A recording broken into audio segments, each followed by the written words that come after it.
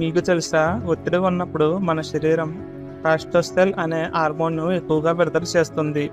ఇది ఎక్కువ కాలం కొనసాగితే నిద్ర సరిగ్గా రాకపోవడం, రోగనిరోధక శక్తి తగ్గడం, ఇంకా రక్తపోటు పెరగడం వంటి సమస్యలు రావచ్చు. కాబట్టి ప్రతిరోజు నడవడం, మంచి నిద్ర, మంచి వ్యాయామం చేయడం వల్ల దీని నుండి మనం తప్పించుకోవచ్చు. ఇలాంటి ఫ్యాక్ట్స్ కోసం లైక్ చేయండి, షేర్ చేయండి, అలానే కామెంట్లో సూపర్ అని కామెంట్ చేయండి. మీకు తెలుసా, ఒత్తిడి ఉన్నప్పుడు మన శరీరం కార్టిసోల్ అనే హార్మోన్ను ఎక్కువగా విడుదల చేస్తుంది.